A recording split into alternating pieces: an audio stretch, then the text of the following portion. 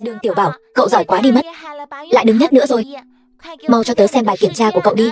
Đâu có, đều là mẹ dạy tốt cả. Đường Tiểu Bảo chắc chắn gian lận khi thi. Cậu ấy ngay cả một lớp học thêm cũng chưa từng học, sao có thể đứng nhất được. Bố tớ đã thuê cho tớ gia sư giỏi nhất, tớ còn không được điểm tuyệt đối, sao cậu ấy có thể được. Chắc chắn là vậy rồi. Mẹ của Đường Tiểu Bảo là một người phục vụ. Bà ấy ngày nào cũng đi tiếp rượu, lấy đâu ra tiền mà tìm gia sư cho cậu ấy. Lý Tiểu Phi, mẹ tôi là bà chủ xinh đẹp ở hội sở.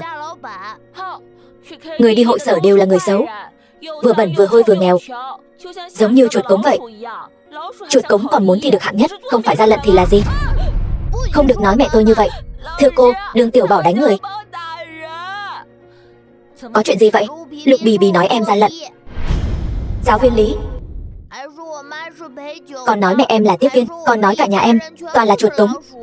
Thưa cô, em không có. Đường Tiểu Bảo nói dối. Đúng vậy, em có thể làm chứng. Đường Tiểu Bảo, dù người khác nói gì, em cũng không được động tay đánh người. Bây giờ, cô sẽ hủy bỏ kết quả thi của em. Lần này, người đứng nhất kỳ thi của chúng ta là bạn Lục Bì Bì. Tại sao chứ? Cậu ấy ít hơn em 10 điểm. Chỉ vì Lục Bì Bì là một học sinh ngoan ngoãn, học giỏi. Hơn nữa, bố cậu ấy vừa quyên góp cho trường 2 triệu. Mẹ của em có thể quyên góp gì cho trường? Một chai bia của người khác uống thừa sao? Thưa cô, không công bằng. Em sẽ đi mách hiệu trưởng. Đường Tiểu Bảo, mẹ em không dạy em phải tôn trọng giáo viên sao? Em bắt nạt bạn học, đánh người ngay tại chỗ. Cô sẽ hủy bỏ kết quả của em và phạt trực nhật 1 tuần. Cậu ấy mắng em trước, tại sao không phạt bọn họ? Đường Tiểu Bảo, em đang dạy cô cách làm giáo viên sao? Mặc dù mỗi lần thi em đều đứng nhất, nhưng bây giờ chú trọng là đức trí thể mỹ lao. Không chỉ học giỏi là được, phẩm chất kém cũng không được. Cô thấy không chỉ hủy bỏ kết quả của em, mà còn phải gọi điện cho mẹ em, bảo mẹ em đến đây xin lỗi Lục Bì Bì. Phải quỳ xuống xin lỗi. Được, quỳ xuống xin lỗi càng thể hiện sự chân thành. Đường Tiếu, con trai chị đánh người ở trường, bây giờ chị lập tức đến đây ngay đi. Con của gia đình đơn thân đúng là không có giáo dục. Tiểu Bảo, ai bắt nạt con vậy? Con chỉ nói vài câu với nó thôi, nó đã động tay đánh người. Cô Chu, tôi vừa phạt Tiểu Bảo rồi, hủy bỏ kết quả của nó. Hủy bỏ kết quả là đủ sao? Bảo cái thằng danh con này ngay lập tức quỳ xuống xin lỗi. Nếu không, tôi sẽ tìm hiệu trưởng đuổi cậu. Ai nói tôi là con hoang? Tôi có mẹ mà. Mày có mẹ đấy, nhưng ai mà chẳng biết mẹ mày còn chưa tốt nghiệp đã ngủ với thằng đàn ông hoang dã rồi. Mày nói mày không phải con hoang, vậy mày có biết bố mày là ai không? Hắn. Bố ơi, cậu ấy đánh con. Sao cậu vẫn còn đánh người vậy? Giống hệt cái gã bố đó của cậu, thô tục hoang dã, không biết lý lẽ. Con không có.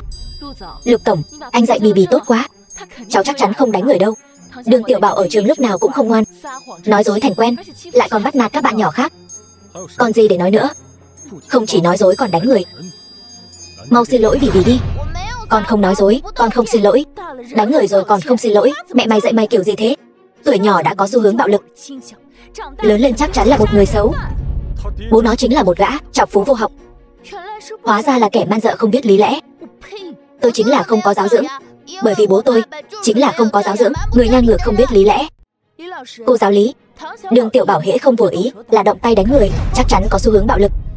Bì Bì học cùng trường mẫu giáo với nó, rất nguy hiểm. Đề nghị cô mau chóng đuổi học nó đi. Đứa trẻ hư hỏng như vậy, quả thực phải đuổi học ngay lập tức. Đường Tiểu Bảo, con mau xin lỗi Lục Bì Bì đi, nếu không sẽ đuổi học con ngay lập tức, nghe rõ chưa? Xin lỗi Lục Bì Bì đi. Con không cần bố nữa. Các người có biết xấu hổ không? Bao nhiêu người lớn bắt nạt một đứa trẻ. Mẹ ơi, họ bắt nạt con. Lục Cảnh Từ, anh dám bắt nạt con trai tôi? Tôi không có, là con trai cô nói dối trắng trợn, lại còn động tay đánh người, giống hệt cái gã bố đó của nó, toàn là gen kém chất lượng. Cô vì cái thằng danh này mà đánh tôi. Anh không có tư cách nói về nó, tại sao tôi lại không thể nói? Nó hư hỏng như vậy lại còn không cho người khác nói sao?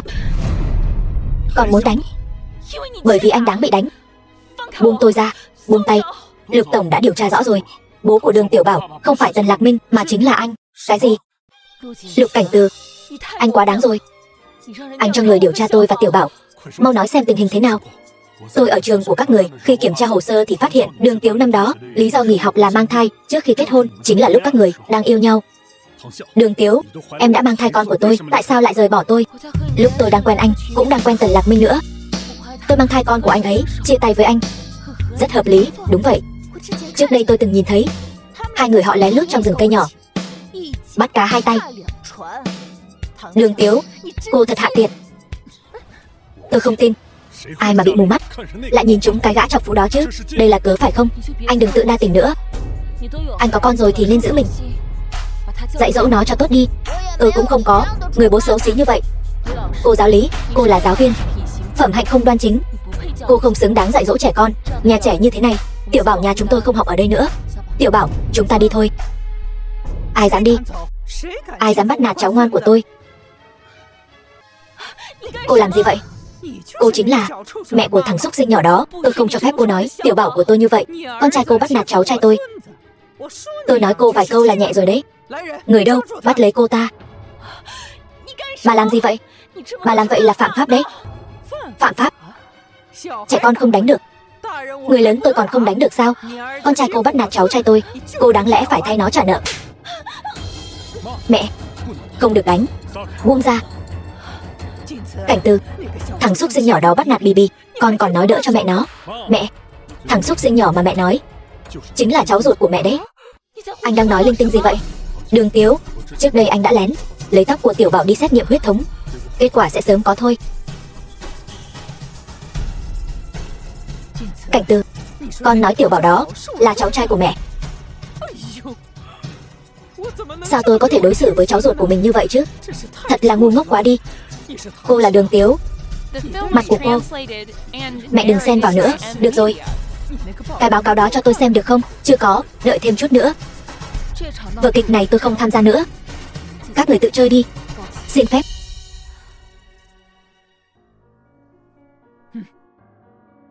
Cô đi thong thả, lần sau ghé nhà chơi nhé. Dì ơi, thật ra là Lục Tổng hiểu lầm rồi. Đường Tiểu Bảo không phải là cháu trai của dì đâu. Vân Vân, con là một cô gái tốt. Lần sau, dì giúp con tìm thêm một công tử nhà giàu khác nhé.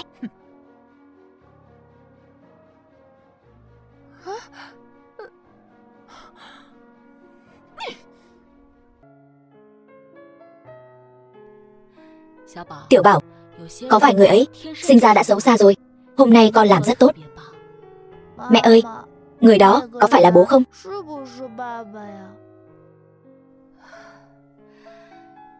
Tiểu Bảo, con muốn có bố sao? Con mới không muốn. Ông ta không xứng làm bố. Con sẽ không nhận ông ta đâu. Con có mẹ là đủ rồi. Tiểu Bảo nói đúng. Người như Lục Cảnh Từ căn bản không xứng đáng làm bố của Tiểu Bảo. Mẹ ơi, có phải tất cả trẻ con đều có ba không?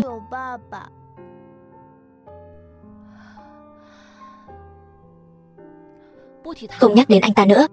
Hôm nay thưởng cho Tiểu Bảo một miếng bánh kem ngọt ngào có được không?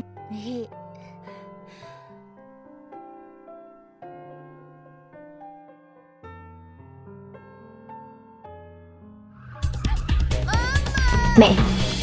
Tiểu Bảo. Tiểu Bảo. Đường Tiếu, tao gửi cho mày một vị trí. Đến tìm con trai mày đi.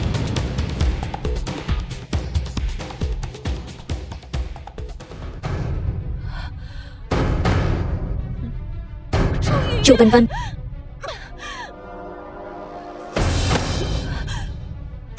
Chu Vân Vân, con trai tôi đâu? Muốn biết không? Đường Tiếu, mày đúng là một con ngu. Tiểu Bảo.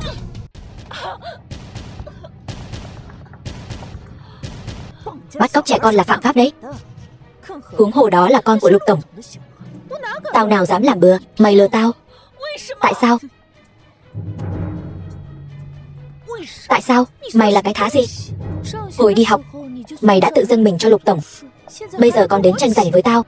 Chu Vân Vân, mày nghĩ nhiều rồi. Tao căn bản không hề muốn tranh giành với mày. Câm miệng. Lại đây cho tao. Thả tôi ra. Thả tôi ra. Thả tôi ra. Chu Vân Vân. Chu Vân Vân, mày muốn làm gì? Làm gì? Mày không phải muốn tố cáo tao sao? Xem nó còn dám tranh giành đàn ông với tao không?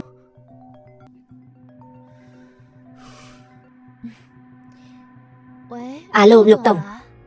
Nghe nói Đường Tiếu đang ở chỗ cô. Cô tìm cô ấy có việc gì? Tôi đang chơi với cô ấy ở ngoài. Trước đây là tôi đã trách nhầm cô ấy rồi. Đường Tiểu Bảo là đứa trẻ ngoan. Tôi muốn xin lỗi thằng bé tử tế. Thật sao?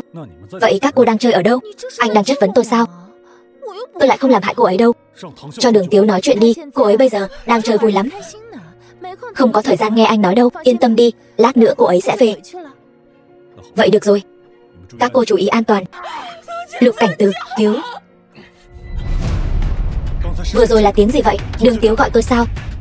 Chu Vân Vân, cho Đường Tiếu nghe điện thoại. Lục tổng, Đường Tiếu cô ấy đang ăn, không cẩn thận bị sặc rồi.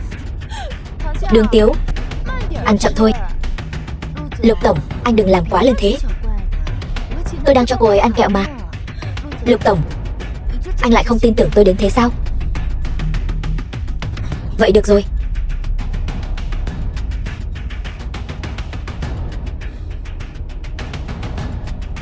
Trợ lý Tề, cho công ty tìm kiếm toàn mạng vị trí của Đường Tiếu. Đóng cửa lại.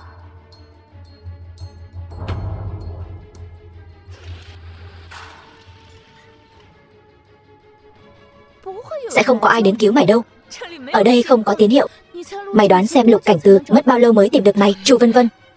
Mày làm thế này sẽ gặp quả báo đấy. Quả báo? Đó là lời nói của những kẻ không có bản lĩnh, Chu Vân Vân. Dù mày có giày vò tao thế nào, Lục Cảnh Từ cũng sẽ không thích mày đâu. Mày đừng ngốc nữa. Ngốc? Tao để mày sống mới là ngốc. Đứng ngây ra đấy làm gì? Tiếp tục đi.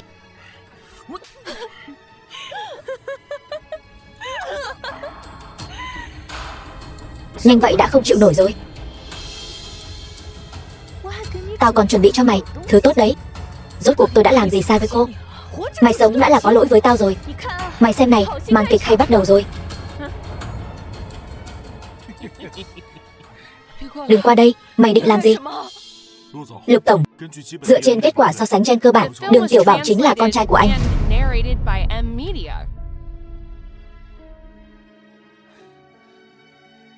Dựa trên định vị điện thoại, họ hiện đang ở một nhà kho bỏ hoang ngoại ô. Nhà kho. Đường Tiếu gặp nguy hiểm rồi. Đây chính là món quà bất ngờ tao chuẩn bị cho mày. Mày có hài lòng không? Bọn chúng đều là những kẻ dày dặn kinh nghiệm, biết rõ nhất cách giày vào mày, khiến mày sướng. Định làm gì? Làm gì đấy? Buông tôi ra. Mở ra. Mở miệng.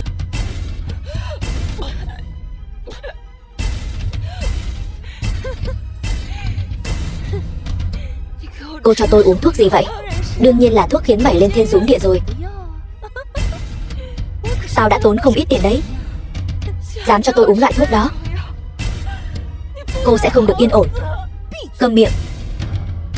Mày có tư cách gì mà mắng tao? Mày chỉ là một con tiện nhân hèn hạ, thân phận thấp hèn, còn vọng tưởng trèo lên cành cao làm phượng hoàng. Đúng là nằm mơ giữa ban ngày. Lục Cảnh Từ muốn cưới mày đúng không? Vậy thì tao sẽ hủy hoại mày. Đừng qua đây, tao thích xem cảnh này nhất. Buông tôi ra. Đến bây giờ mày nói gì cũng vô ích thôi. Cứu mạng. Sao lại có điện thoại nữa?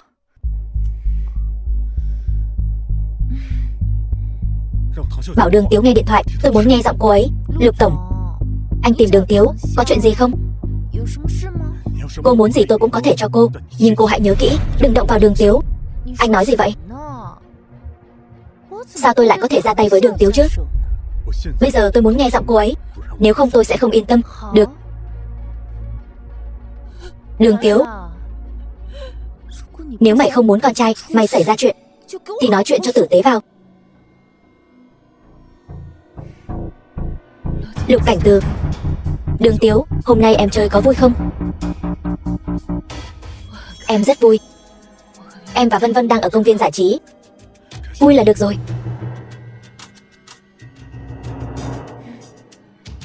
Bây giờ được chưa? Chu Vân Vân, cô không phải là đứa trẻ 3 tuổi. Việc gì nên làm, việc gì không nên làm, cô rõ hơn tôi. Nếu Đường Tiếu có bất kỳ sơ suất nào, tôi sẽ không tha cho cô.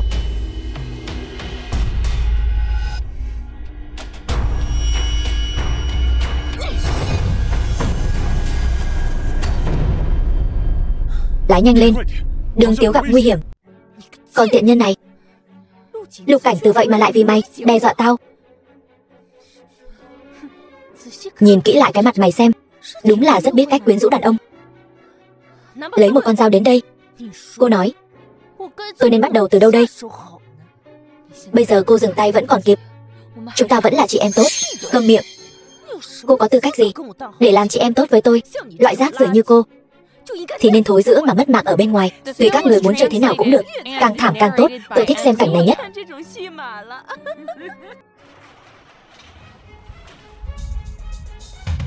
Dừng tay.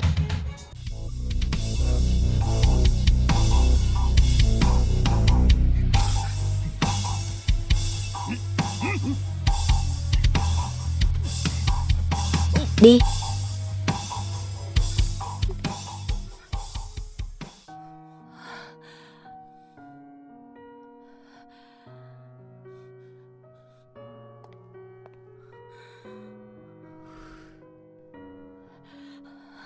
Em không sao chứ?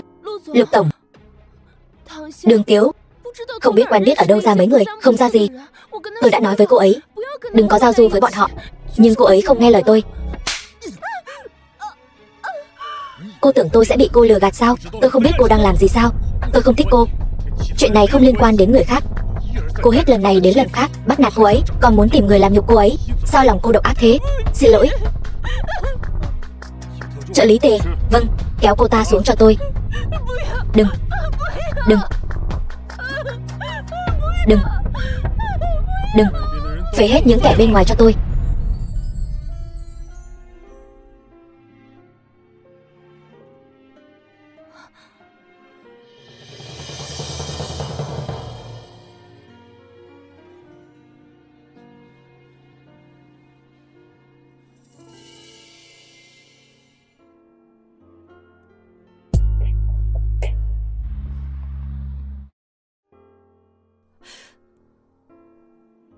Em có đau không? Đau hay không à? Anh tự thử xem chẳng phải sẽ biết sao. Anh sẽ cố gắng nhẹ nhàng một chút. Tiểu Bảo tìm thấy chưa? Trước tiên không cần lo lắng, thằng bé đã tìm thấy rồi. Bọn họ không làm hại con. Cô ta muốn làm hại em. Nếu anh phát hiện sớm hơn thì tốt rồi, em sẽ không phải chịu nhiều khổ sở như vậy. Anh đã đến rất kịp lúc rồi. Là do bản thân em quá lo lắng nên đã gửi tin nhắn cho anh, không đợi anh đến. Trước tiên không cần lo lắng nhiều như vậy. Hãy nghỉ ngơi dưỡng thương thật tốt. Đợi em khỏi hẳn, anh sẽ tuyên bố với tất cả mọi người em là vợ của anh. Ai là vợ của anh chứ? Cho dù Tiểu Bảo là con trai của anh, tôi cũng không liên quan gì đến anh. Anh không chỉ muốn cưới em còn là nữ chủ nhân của nhà họ Lục. Thôi đi. 6 năm trước tôi không có phúc này, bây giờ tôi cũng không có. Sao lại không có? Thái độ của anh, Lục Cảnh Từ đây rất nghiêm túc. Sao? Lục tổng cảm thấy tôi không xứng với anh sao? Không. Em muốn làm chuyện gì anh đều ủng hộ em. Cho dù em chỉ là một người nhận 3.000 tệ tiền lương mỗi tháng, anh đều có thể chấp nhận. Chỉ là anh sẽ không để em phải chịu khổ nữa. Nhưng mà nói đi cũng phải nói lại, em thật sự đã tìm được một công việc đơn giản rồi. Em không đi làm ở hội sở nữa.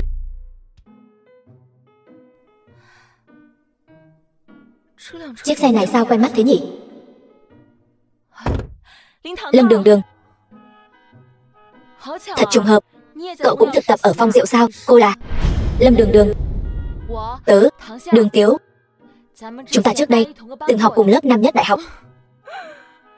Hóa ra là cái cô quan hệ nam nữ lăng nhăng, có thai trước khi cưới, lại còn khắp nơi đạo nhái.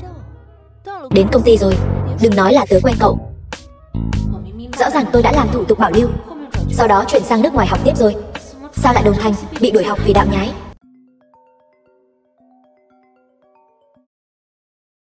Alo. Gì cơ? Công ty bị mua lại rồi. Phu nhân tổng tài sắp đến công ty thực tập. Trưởng phòng. Sao thế? Hai người mau đi cùng tôi ra đón phu nhân. Công ty bị mua lại rồi. Phu nhân tổng tài sắp đến bộ phận mình thực tập.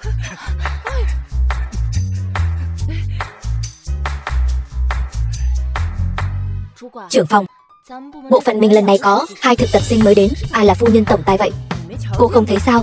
Một người được xe sang, trị giá hàng chục triệu đưa đón. Còn người kia đi xe đạp điện cũ nát. Ai là phu nhân tổng tài? Còn cần phải nói sao? Tiểu Mai nói có lý. Phu nhân tổng tài dù có đến thực tập ở cấp dưới thì chắc chắn cũng khác với những người thực tập sinh nghèo hèn kia. Chúng ta phải nắm bắt cơ hội tốt. Bộ phận thiết kế của chúng ta có thể nổi bật trong công ty hay không là nhờ lần này đấy. Cô là thực tập sinh ở bộ phận thiết kế phải không? Tôi là trưởng phòng thiết kế Vương Hồng. Đây là Tiểu Mai, Lâm Lâm. Chúng tôi đặc biệt đến đón cô. Chào mọi người, tôi là thực tập sinh mới đến, Lâm Đường Đường. Phu nhân không cần giả vờ nữa đâu. Thân phận của cô chúng tôi đều biết hết rồi. Những người này sao lại khách sáo với mình thế nhỉ? Coi tôi là phu nhân tổng tài rồi. Cũng tốt, có thể lợi dụng thân phận này một chút. Đúng, tôi đến để rèn luyện ở cấp cơ sở. Đã nói anh ấy đừng để cho các người biết. Tổng tài cũng sợ cô chịu ấm ức mà. Cô ấy là tổng tài của công ty này. Phu nhân, Lâm Đường Đường, cô kết hôn rồi. Phu nhân, hai người quen nhau.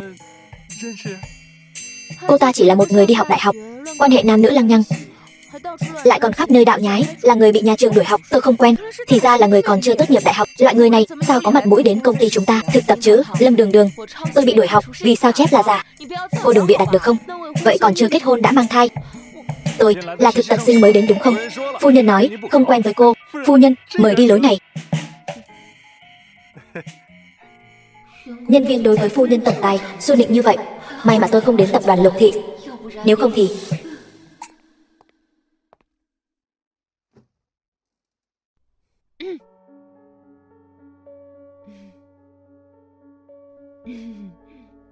Người mới đến, văn phòng. Cô đi pha cho phu nhân một ly cà phê đi.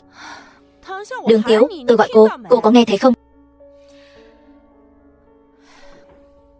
Tôi trước giờ chỉ uống loại xay tay, uống loại hòa tan này tôi sẽ bị dị ứng. Nghe thấy chưa hả? Sao còn chưa mau đi chuẩn bị cho phu nhân cà phê xay tay. Cách công ty 3 km có một quán cà phê cao cấp. Cô đi ngay đi. Cô ấy đâu phải không có tay không có chân. Tôi đến đây để làm việc, không phải để các người sai vặt cười mất thôi. Cô ngay cả đại học còn chưa học xong, còn làm việc. Bản vẽ thiết kế của công ty, cô có hiểu không? Thực tập sinh mới đến đều là từ làm việc vặt chạy chân mà lên. Cô có thể chạy chân cho phu nhân đã là vinh hạnh của cô rồi. Cô còn đứng ngây ra đó làm gì? Mau đi đi chứ. Cô đừng ảnh hưởng công việc của bộ phận chúng tôi. Các người, thôi bỏ đi. Mới đến có mấy ngày đã gây mâu thuẫn với đồng nghiệp. Nếu bị Lục Cảnh Từ biết, chắc chắn sẽ bị cười nhạo, quay lại ép tôi đến Lục Thị. Cũng phiền phức, hay là nhịn một chút vậy. Cà phê xay tay đúng không? Cà phê xay tay. Cà phê xay tay của phu nhân. Đường Tiếu, cô làm cái gì vậy? Chất liệu vải và cách cắt may này không phải là hàng thiết kế cao cấp đấy chứ? Tôi nghe nói quần áo phiên bản cao cấp đều trị giá vài triệu đấy. Đường Tiếu, cô có thể chú ý một chút được không hả? Cô làm bẩn quần áo của phu nhân tổng tài rồi, cô đền nổi không? Nhìn cái gì mà nhìn? Bộ quần áo này của tôi là nhà thiết kế nổi tiếng quốc tế, mẫu cao cấp mới của Michelin, bán cả nhà các người đi cũng không đền nổi đâu. Sao tôi không nhớ là tôi đã thiết kế mẫu quần áo này nhỉ? Michelin này của cô là hàng giả. Cô nói linh tinh gì vậy? Tôi là phu nhân tổng tài, sao có thể là hàng giả được? Tại buổi họp báo cuối năm ngoái, Michelin đã tuyên bố sẽ nghỉ ngơi 2 năm rồi, sao có thể có mẫu mới ra mắt được? Hình như đúng là có tin tức này thật. Những nhà thiết kế này của họ không thiết kế cho bên ngoài, nhưng không có nghĩa là không thiết kế cho tôi. Một kẻ nghèo kiết xác thì đừng dùng suy nghĩ của người thường để suy xét chuyện giữa giới nhà giàu nữa. Cho dù cái này của cô là mẫu thiết kế của Michelin, nhưng thiết kế của Michelin đều sử dụng kỹ thuật đặc biệt. Đường may, cô nhìn cái này của cô xem, rõ ràng không phải. Đường Tiếu, cô còn cố chấp gì nữa? Cô còn chưa học hết đại học, cô còn biết cả đường may của Michelin. Đường Tiếu, đừng dùng ánh mắt thiển cận của cô để vu khống tôi. Kiều Lâm Lâm, ở đây sao vậy?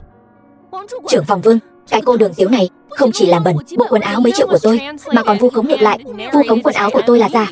Quần áo của phu nhân sao có thể là giả được? Đường Tiếu, mau xin lỗi phu nhân đi. Cô bây giờ xin lỗi tôi còn có thể nể tình. Chúng ta từng là bạn học, không truy cứu trách nhiệm của cô. Không phải, các người cứ thế tin cô ta sao? Chứ sao nữa? Chẳng lẽ lại đi tin một thực tập sinh nhỏ bé như cô sao? Người có thể nói dối, nhưng quần áo thì không. Hàng chính hãng cao cấp của Michelin sử dụng đường may 3 sợi khóa trong, chính là để đường nét của quần áo trông hoàn chỉnh hơn, hoàn hảo hơn.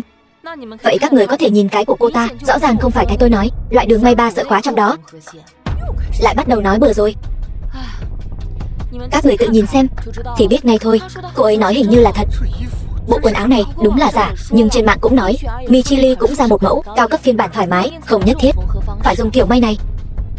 Đúng rồi, cái tôi đang mặc này chính là do ông xã nhà tôi mua với giá cao cho tôi. Phiên bản thoải mái sao có thể dùng cách thông thường để giám định được, tôi đã bảo mà. Quần áo của phu nhân này sao có thể là giả được chứ? Tôi đúng là tự hại mình.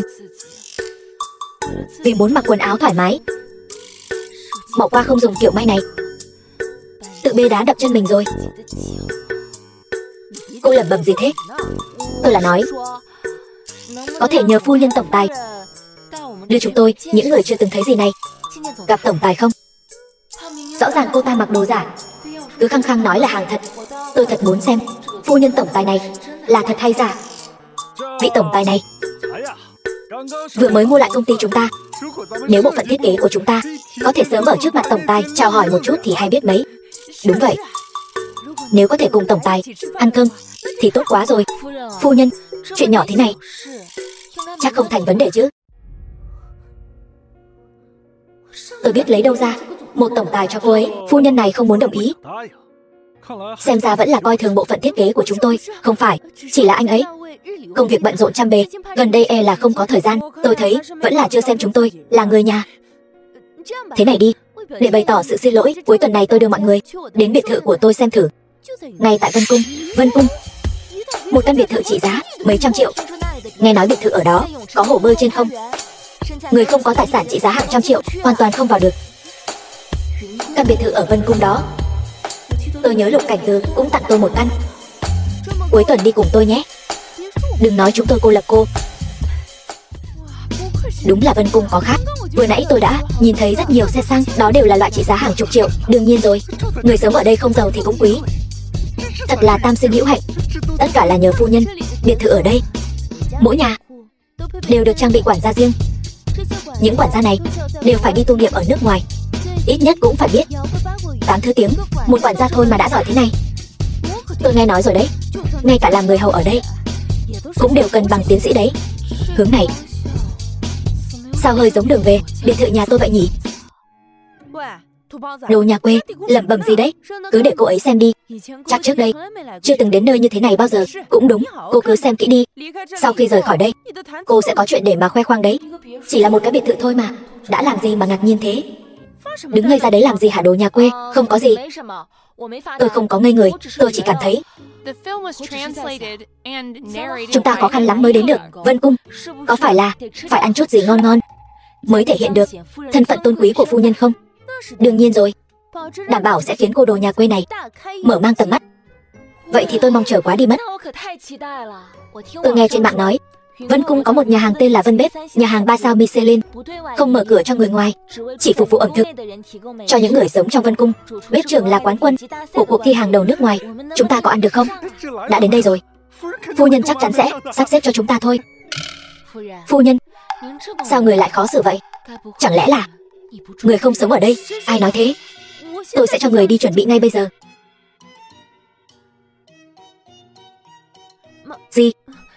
Dì Lâm, chiều nay con muốn đưa mấy người đồng nghiệp về. Dì đặt một bàn ở Vân Bếp, gửi đến biệt thự. Cái này chỉ có thiếu gia và phu nhân mới được thôi. Con nói sao thì là vậy. Đi nhanh đi. Chờ đi, tôi đã cho người đi chuẩn bị rồi. Chúng ta thật sự được thơm lây rồi. Cảm ơn phu nhân.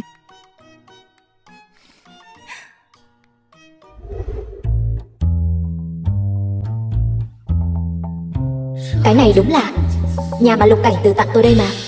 Tiểu thư, người đến rồi. Dì đi chuẩn bị bữa trưa trước đi, ta tự tiếp đãi bạn bè là được rồi. Cái bóng lưng này sao nhìn quen quen nhỉ? Nhìn gì mà nhìn, không có chuyện của cô ở đây. Xuống nhanh đi. Phu nhân, Vân Cung này thật lớn quá đi mất. Quả không hổ danh là Vân Cung. Vừa nãy tôi ở trong sân thấy rất nhiều loài hoa quý. Chắc chỉ có phu nhân và tổng tài mới có thể sưu tầm được những loài hoa quý này nhỉ? Đường Tiếu, cô làm gì đấy? Chị xem thôi mà. Đường Tiếu, tôi nhắc cô một chút. Cây xanh này là do chồng tôi mang về từ nước ngoài đấy. Cô động tay động chân cẩn thận đấy. Quả không hổ danh là đồ nhà quê, chẳng hiểu chút quy tắc nào cả.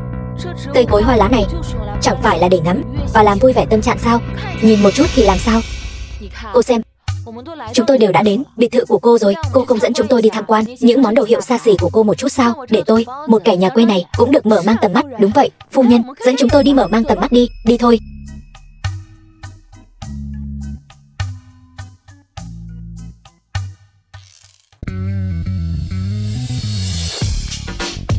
Cầu thang này thật đẹp quá. Chú ý hình tượng đi, cứ như chưa từng thấy vậy.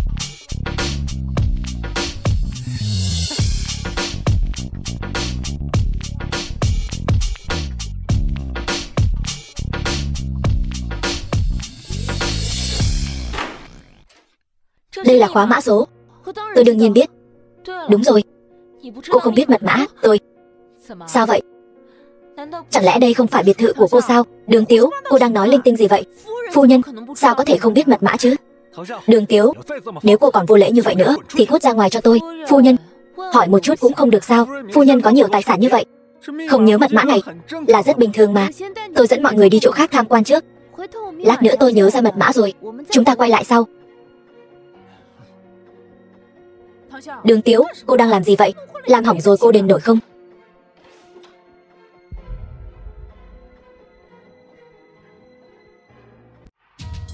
Có thể tham quan rồi. Đường Tiếu, sao cô lại có vân tay của khóa mã số?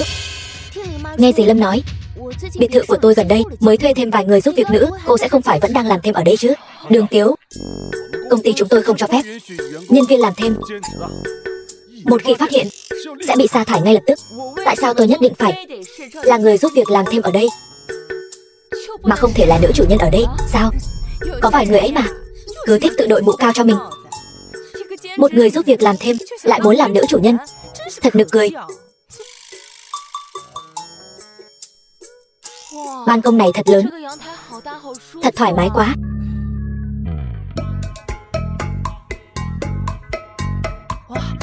Sợi dây chuyền này không phải là sợi dây chuyền phiên bản giới hạn do nhà thiết kế nổi tiếng người Ý thiết kế sao? Những thứ này nếu thật sự đều là của tôi thì tốt quá. Sợi dây chuyền này tôi khuyên cô đừng dùng nữa. Cái khóa của nó bị hỏng rồi, rất dễ bị tuột ra. Cô không sao chứ? Phu nhân còn chưa nói gì, đến lượt cô nói sao?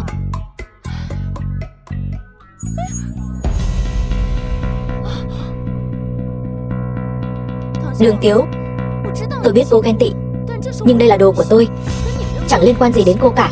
Đường, tôi nhịn cô lâu lắm rồi. Cô có biết kỹ thuật làm khóa của sợi dây chuyền này đã bị thất truyền rồi không? Không thể sửa được đâu. Đây là đồ của tôi muốn làm gì thì làm, cần đến cô quản sao? Cô. Đường Tiếu, đây là biệt thự của phu nhân.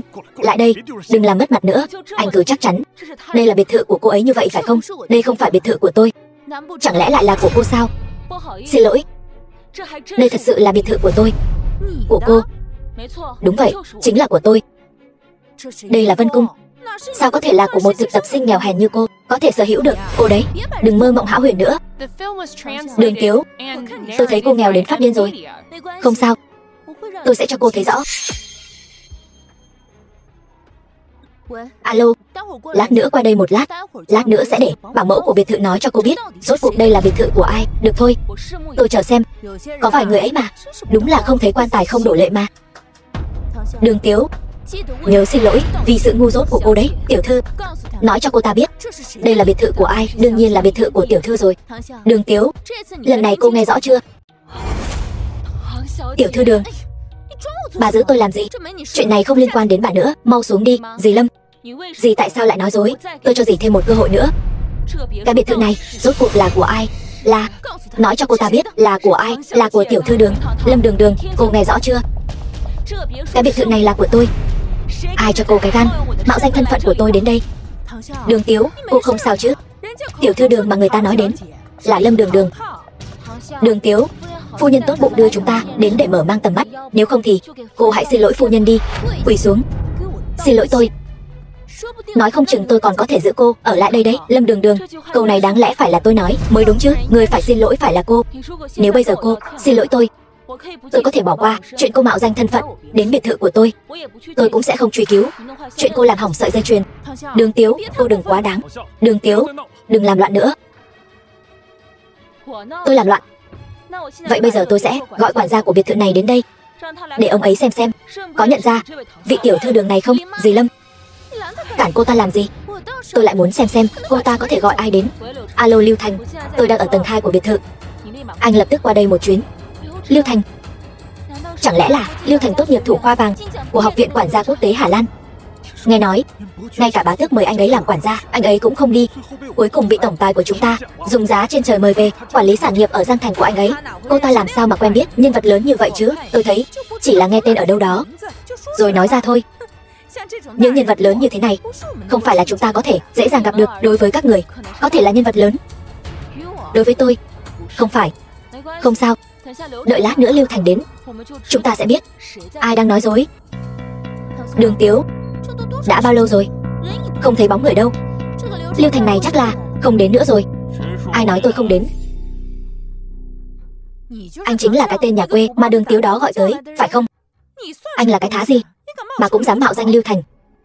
Hỗn xược. Tôi chính là Lưu Thành, anh đừng giả vờ nữa. Chúng tôi ở đây có nhân viên của biệt thự.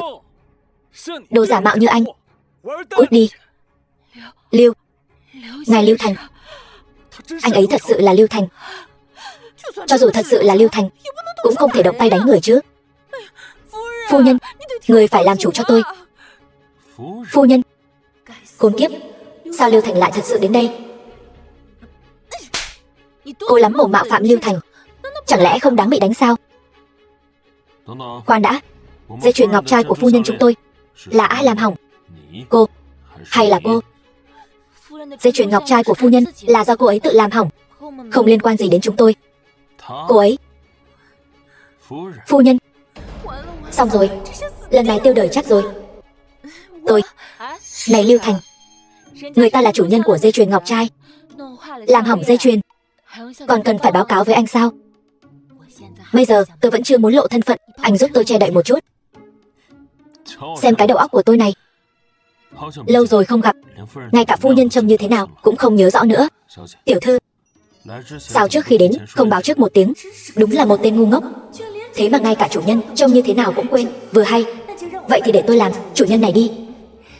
Tôi đưa đồng nghiệp đến, nghĩ là nên khiêm tốn một chút nên không báo trước cho anh. Nếu đã là tiểu thư đưa đồng nghiệp đến chơi thì không có vấn đề gì, nhưng phu nhân một mình đến thì thôi đi. Tại sao lại dẫn theo những người lộn xộn này?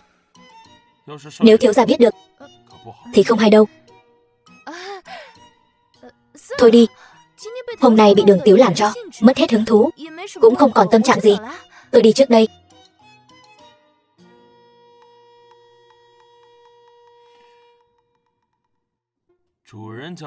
Chủ nhà đều đi rồi. Mấy người các ngươi muốn ở lại đây cả đời sao? Phu nhân, tôi còn muốn thử mấy món trang sức này nữa. Tiểu thư Đường, tôi sai rồi. Tôi biết mình sai rồi. Đồ ăn cây táo rào cây sung, từ hôm nay trở đi cô không cần đến nữa. Lưu tiên sinh, tôi không thể mất công việc này. Tôi phải kiếm tiền để dành tiền làm của hồi môn cho Đường Đường. Tôi không thể mất công việc này. Đường Đường. Cô là mẹ của Lâm Đường Đường. Vâng. Đường Đường nó không hiểu chuyện. Tôi sẽ về nói chuyện tử tế với nó ngay, bảo nó đến xin lỗi phu nhân. Tuyệt đối đừng. Bây giờ tôi vẫn chưa muốn lộ thân phận của mình, cho nên chuyện này tuyệt đối không được nói cho cô ấy biết. Nếu cô giữ bí mật cho tôi, cô có thể ở lại tiếp tục làm việc. Nếu để cô ấy biết, cô không cần đến nữa. Vâng, tôi sẽ không để cô ấy biết đâu. Đứng dậy đi. Cảm ơn phu nhân. Vậy tôi cũng đi đây. Tôi tiễn cô.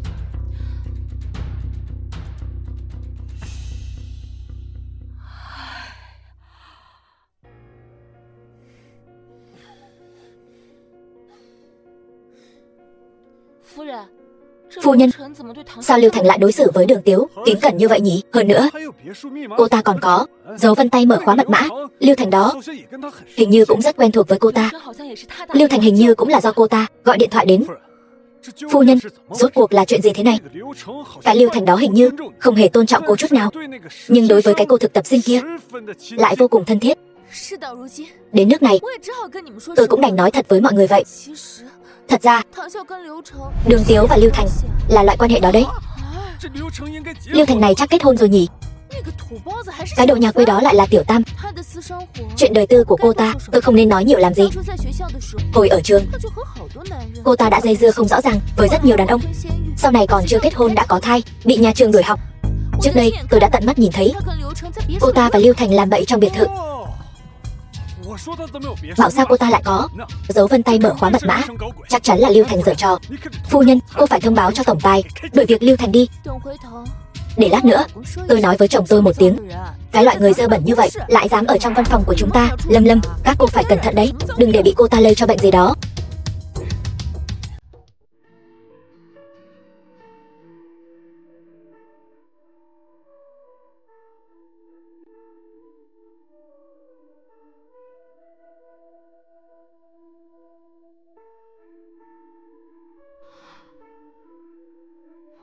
Tôi muốn mua cho bạn trai một món quà. Cô có gợi ý gì không? Chỗ chúng tôi đây là thương hiệu hàng đầu toàn cầu. Chỉ một chiếc áo phông bình thường đã có giá mấy chục nghìn rồi. Cô có mua nổi không? Ở đằng kia có mấy chiếc cà vạt đang giảm giá. Có lẽ sẽ có món cô mua nổi đấy. Tự xem đi. Thôi bỏ đi. Nhưng cà vạt quả thực là một lựa chọn tốt.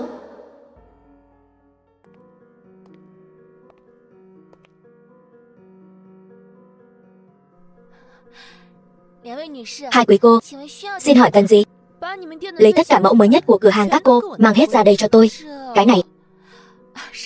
Chuyện là thế này, mẫu mới nhất ở chỗ chúng tôi ít nhất cũng từ 100.000 trở lên. Thông thường không mua thì không được thử.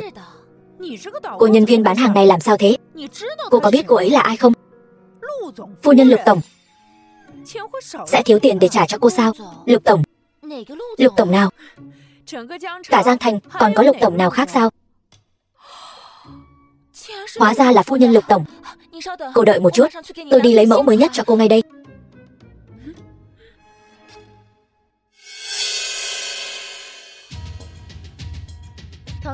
Đường Tiếu, cô là một kẻ nhà quê, cũng xứng đến nơi này sao?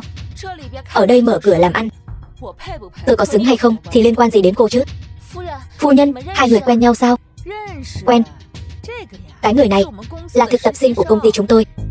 Lương một tháng chưa đến 3.000. Làm sao mua nổi quần áo ở cửa hàng các người chứ? Ai nói tôi không mua nổi? Tôi chọn xong rồi. Lấy chiếc cà vạt này đi, gói lại giúp tôi. Nhân viên bán hàng, cô mau đuổi cô ta ra ngoài ngay. Biết đâu tôi sẽ ở chỗ cô mua thêm vài bộ quần áo, giúp cô tăng doanh số đấy. Cô làm gì vậy? Không nghe phu nhân tổng tài nói sao? Loại tiện dân tầng lớp dưới đáy xã hội như cô không có tư cách mua đồ của cửa hàng chúng tôi. Người bán từ chối bán hàng. Đây là hành vi vi phạm pháp luật của cô. Vi phạm pháp luật? Cô mở to mắt ra mà nhìn cho kỹ đi. Đây là Ngọc Liên của chúng tôi đấy, thương hiệu hàng đầu trong xã hội. Chúng tôi chỉ phục vụ những vị khách đáng kính như phu nhân đây thôi. Còn về phần cô, hoàn toàn không xứng. Nghe rõ chưa? Đây không phải nơi cô nên đến. Mau đi đi. Nếu còn ở lại đây, cẩn thận làm ô uế môi trường của cửa hàng chúng tôi đấy. Cô, ngành dịch vụ nên đối xử với tất cả khách hàng như nhau. Cô làm vậy là coi thường người này, tầng bốc người kia. Cô không sợ tôi khiếu nại lên tổng bộ sao? Ai muốn tố cáo nhân viên của chúng tôi vậy? Quản lý, cuối cùng anh cũng đến rồi. Cái cô đó đã làm bẩn quần áo của cửa hàng chúng tôi. Tôi không bắt cô ta bồi thường thì thôi đi. Cô ta còn muốn khiếu nại tôi nữa. Quản lý, anh phải làm chủ cho tôi đấy. Vị tiểu thư này, nhân viên của chúng tôi nói là thật sao? Thật. Có phu nhân tổng tài làm chứng cho tôi. Phu nhân tổng tài? Đó là phu nhân của tổng tài tập đoàn Lục Thị, Lục Cảnh Từ. Tập đoàn Lục Thị, trung tâm thương mại này của chúng ta chẳng phải là của tập đoàn Lục Thị sao? Phu nhân Lục là nhân vật quan trọng như vậy, chúng ta không thể đắc tội được đâu. Để tôi. Phu nhân, xin lỗi, đã để cô chứng kiến một màn kịch. Tôi muốn hỏi một chút, nhân viên của chúng tôi nói là thật sao? Là thật. Tôi tận mắt chứng kiến cái tên nhà quê thấp hèn này đã làm bẩn chiếc cà vạt đó. Nếu ngay cả cô ta cũng xứng mua sản phẩm của thương hiệu các người thì cửa hàng này tôi sẽ không bao giờ đến nữa. Chúng ta đi thôi. Lâm Đường Đường, cho cô một cơ hội giả làm phu nhân tổng tài. Cô còn diễn đến nghiện luôn rồi sao? Nếu cô thật sự là phu nhân tổng tài thật, vậy cô hãy mua 2 chiếc váy này đi. Cô hãy cho mọi người chúng tôi thấy vị phu nhân tổng tài này tiêu tiền hào phóng đến mức nào chứ. Chỉ có 2 bộ quần áo thôi mà.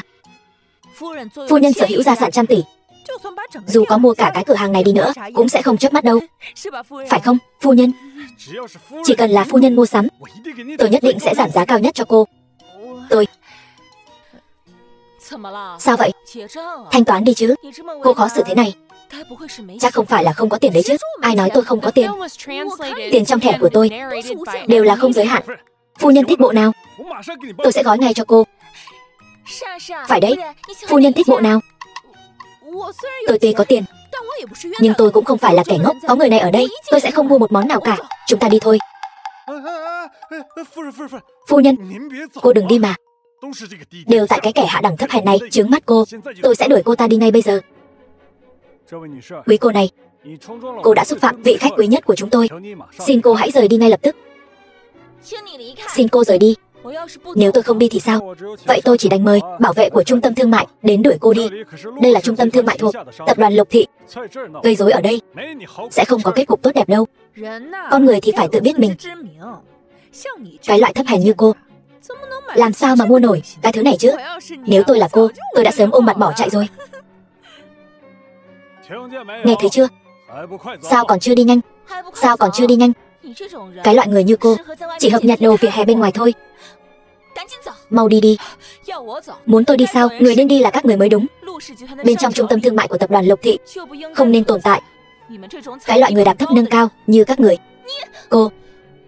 Alo, trợ lý, đuổi Ngọc Liên ra khỏi trung tâm thương mại của tập đoàn Lục Thị, đưa vào danh sách đen, vĩnh viễn không hợp tác. Tôi khuyên các người vẫn nên nhanh chóng dọn dẹp đi. Lát nữa, người của tập đoàn Lục Thị sắp đến rồi. Đồ nhà quê, cô dọa ai đấy? Cô tưởng cô tùy tiện gọi một cuộc điện thoại là có thể gọi người đến sao? Cô tỉnh táo lại đi. Đây không phải nơi để cô mơ mộng. Tôi đã bảo rồi mà, cái loại thần kinh có vấn đề, nói năng lung tung như thế này sao lại ở trong cửa hàng của chúng tôi được chứ? Tiểu yêu, mau gọi bảo vệ đuổi cô ta đi. Vâng.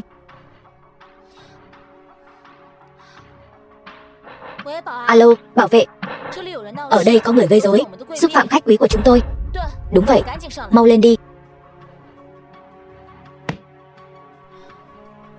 Tôi đã thông báo cho bảo vệ rồi, họ sẽ đến ngay lập tức. Nếu cô không muốn bị đuổi đi dưới con mắt của mọi người, tôi khuyên cô mau rời đi. Vậy chúng ta hãy xem rốt cuộc ai mới là người bị đuổi đi. Trợ lý Tề, trong cửa hàng chúng ta có người gây rối, không ngờ lại làm phiền đến ngài. Đến đây chính là cô ta, người đó. Cô ta có vấn đề về thần kinh, nói năng lung tung. Xin ngài hãy đuổi cô ta đi ngay lập tức. Phu nhân. Trợ lý Tề, anh có nhầm lẫn gì không? Vị này mới là phu nhân, cô ta là người gây rối mà. Im miệng. Đồ có mắt như mù. Trung tâm thương mại của Lục Thị làm sao lại để các người vào được? Cho thương hiệu của các người trong vòng 1 tiếng. Dọn ra ngoài cho tôi, anh chắc chắn nhầm rồi. Chúng tôi vẫn ổn mà. Tại sao lại phải dọn ra khỏi trung tâm thương mại chứ? Tại sao? Vì các người đã đắc tội với phu nhân. Phu nhân, cô ấy là phu nhân. Vị tiên sinh này, tôi nghĩ anh đã nhầm rồi. Cái danh phu nhân này là một danh xưng khiến người ta trở nên giả tạo. Tôi không dám nhận. Người nhận danh xưng đó ở đằng kia. Đúng vậy, chắc chắn là nhầm rồi.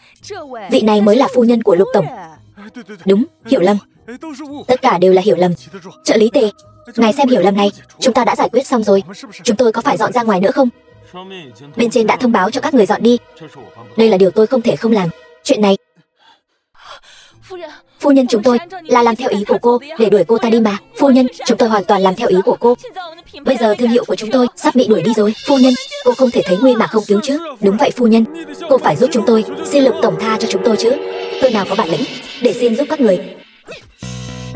Loại người như các người đâu xứng để tôi xin giúp.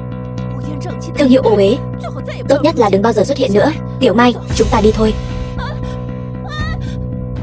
Quản lý cửa hàng, các người tự mình dọn đi, hay là để chúng tôi giúp các người dọn?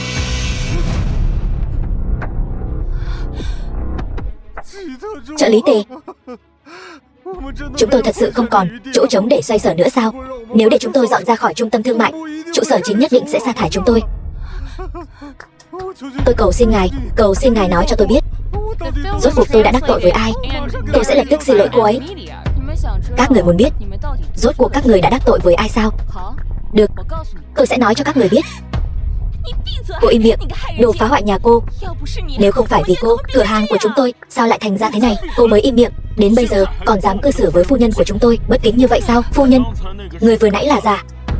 Vị này mới là phu nhân thật sự của Lục tổng. Tôi vậy mà lại nói lời ngông cuồng với phu nhân. Tôi còn đuổi phu nhân ra ngoài. Phu nhân, tôi sai rồi. Tôi không cố ý. Đều là do hai kẻ phá hoại kia. Là họ vu khống. Phu nhân, tôi cầu xin cô tha thứ cho tôi lần này. Tha thứ cho tôi lần này. Xem ra, đến bây giờ các người vẫn chưa biết mình sai ở đâu. Các người đắc tội không phải tôi, mà là tất cả khách hàng. Mở cửa hàng làm ăn mà. Khách hàng là thượng đế. Các người nên đối xử với tất cả khách hàng như nhau. Trong trung tâm thương mại của Lục thị, không cho phép có loại người kiêu ngạo, loại người xung định như các người. Trợ lý, canh chừng đi. Bảo họ nhanh chóng dọn đi. Vâng. Phu nhân, phu nhân, phu nhân, phu nhân, phu nhân, phu nhân. Đều tại cái đồ tiện nhân nhà cô, hại lão tự mất việc. Phu nhân, cái trợ lý tệ đó, tại sao lại cho cửa hàng đó dọn đi vậy? Không lẽ thật sự là Đường Tiếu, cái đồ nhà quê đó gọi đến sao? Sao có thể chứ? Vậy là sao? Cửa hàng này trước đây bán hàng giả, từng bị chúng tôi phát hiện. Lần này tôi đến chính là để xem họ có chỉnh sửa gì không.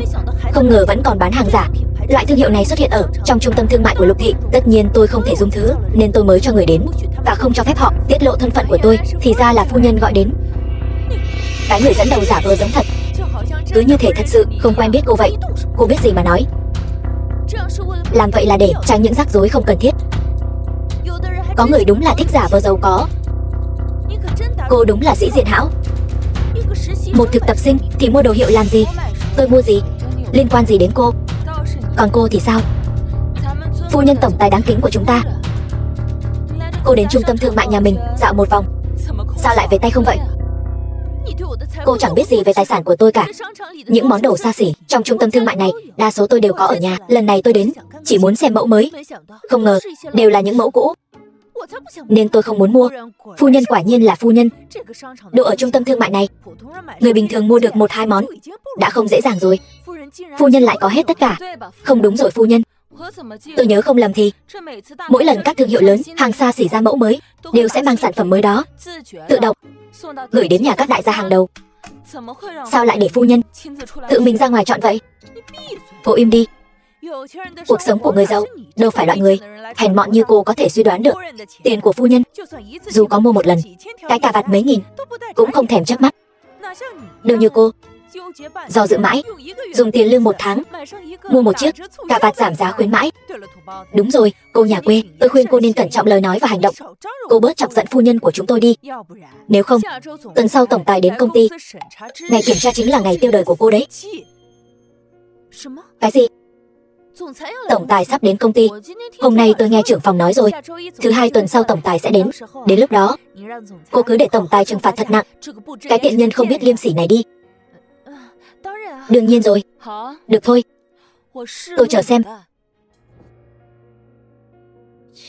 Vương tổng của công ty Kỳ Tưởng đối với thiết kế của chúng ta rất không hài lòng, yêu cầu chúng ta làm lại một bản khác. Chỉ là trước đây phụ trách dự án này là Tiểu Linh đã nghỉ việc rồi. 2 người các cô ai sẽ tiếp nhận? Trưởng phòng, anh đừng nhìn tôi chứ, tay tôi còn một đống việc chưa làm xong, làm gì có sức mà tiếp nhận cái này. Trưởng phòng, Vương tổng, người đó bị ổi, háo sắc. Tôi không muốn đi đâu. Bảo các cô tiếp nhận một dự án, cứ đùn đẩy hết người này sang người khác. Dự án của Kỳ Tưởng không làm được, thành tích bộ phận không đạt chỉ tiêu, thì các cô nói xem phải làm sao? Trưởng phòng, chúng ta không phải còn một người nữa sao? Đúng vậy, Đường Tiếu, một thực tập sinh. Trưởng phòng, Vương tổng, người đó anh còn chưa rõ sao? Chỉ cần chịu ngủ cùng ông ta, chuyện hợp đồng thì không thành vấn đề. Cái con nhà quê đó làm tiểu tam còn thích trèo cao, không chừng lại đi với Vương tổng. Vừa hay đấy chứ, vì công ty chúng ta nâng cao thành tích. Các cô Nhìn tôi làm gì thế? Đường Tiếu, lại đây ngồi.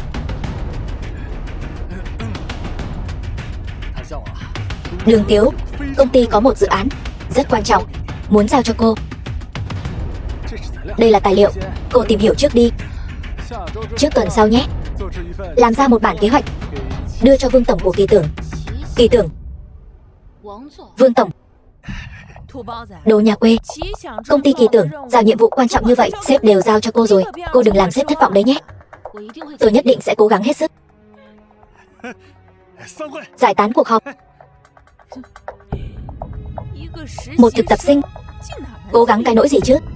Cố gắng trên giường cũng là một loại cố gắng đấy chứ.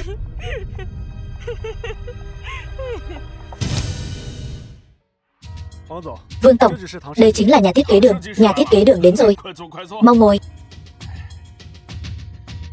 Nhà thiết kế Đường so với tưởng tượng xinh đẹp hơn nhiều. Vương Tổng, chúng ta xem bản thiết kế trước đi. Bản thiết kế sao? Nhà thiết kế Đường, nói đi. Chúng tôi theo yêu cầu trước đây của ngài, những chỗ này, phần bị trống, thiết kế thành họa tiết rỗng. Như vậy thì phù hợp hơn với đặc trưng của sản phẩm. Không biết quý công ty về ý tưởng này có ý kiến gì không? Vương Tổng, bản thiết kế không vội. Cô cứ ở lại uống với tôi một ly đã. Uống đi.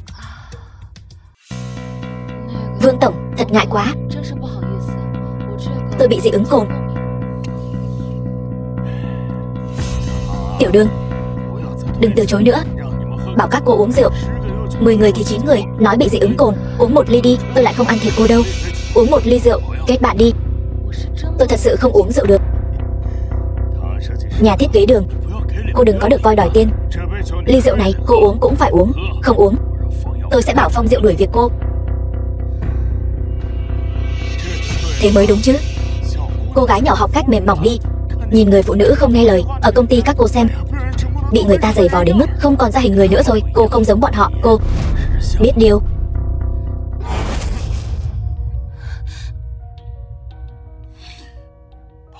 Chạy đi. Sao không chạy nữa?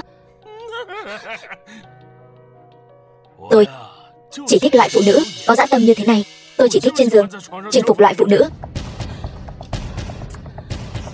Tiêu đời chắc rồi. Tôi chỉ mong được mất trên người cô thôi. Hãy vùng vẫy đi, hãy phản kháng đi. Cô càng phản kháng, tôi càng hưng phấn. Tôi cảnh cáo anh đấy, đừng lại gần đây. Mối quan hệ của tôi với Lục Cảnh Từ không hề tầm thường đâu. Nếu anh dám đụng vào tôi, anh ấy sẽ không tha cho anh đâu. Bảo bối, cô quá coi thường tôi rồi. Đến Thiên Vương lão tử tôi còn không sợ. Lục Cảnh Từ là cái thá gì? Thật sao?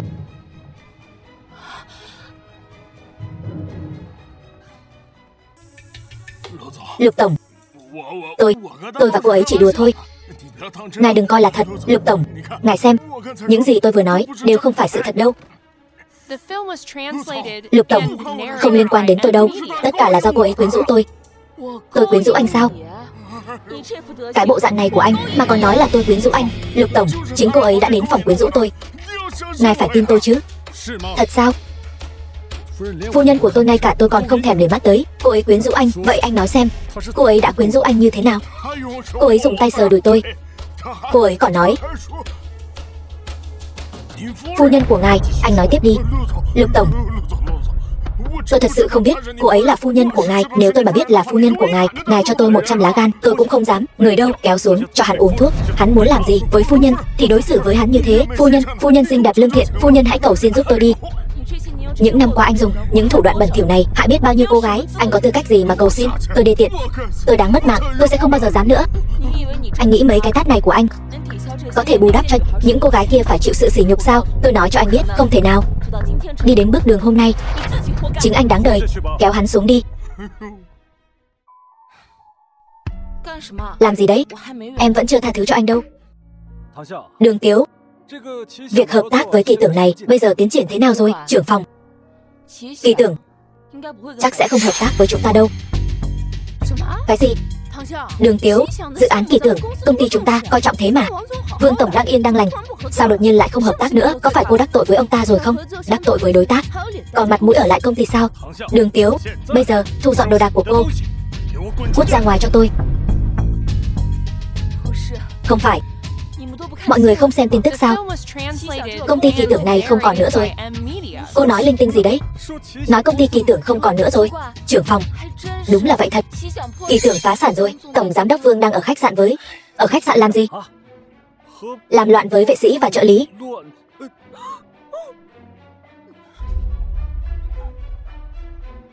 Mọi người đừng nhìn tôi. Chuyện này không liên quan gì đến tôi cả. Tôi đã nói rồi mà. Chỉ là trùng hợp thôi. Cô ấy làm gì có năng lực đó. Đường Tiếu. Coi như là vậy. Nhưng dự án này cũng là do cô làm mất, ảnh hưởng đến thành tích của phòng chúng ta. Cô vẫn phải chịu trách nhiệm, trưởng phòng. Mặc dù chúng ta đã mất đi sự hợp tác với kỳ tưởng này, nhưng tôi đã tìm được công ty hợp tác mới rồi.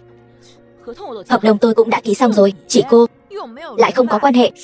Lấy đâu ra mà ký hợp đồng? Đường Tiếu, Phong Diệu chúng ta là công ty lớn, không phải loại công ty nào cũng có thể hợp tác. Cái tập đoàn Lục Thị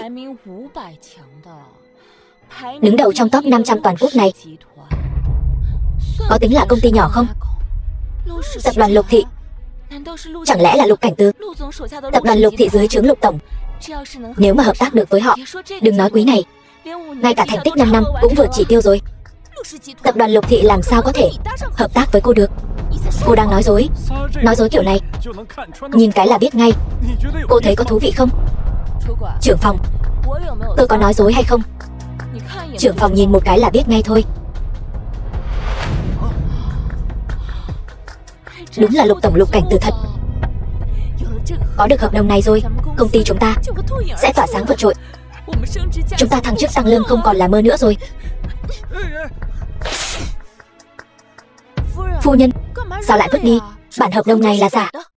Lâm Đường Đường, cô dựa vào cái gì mà nói hợp đồng của tôi là giả? Dựa vào việc tôi là phu nhân của tổng tài công ty chúng ta. Cô chỉ là một thực tập sinh nhỏ bé, có chỗ dựa nào để hợp tác với tập đoàn Lục Thị? Phu nhân nói đúng, chỉ có phu nhân và Lục Tổng mới cùng đẳng cấp. Cô ấy đã gặp Lục Tổng, chắc chắn cũng đã thấy chữ ký của Lục Tổng.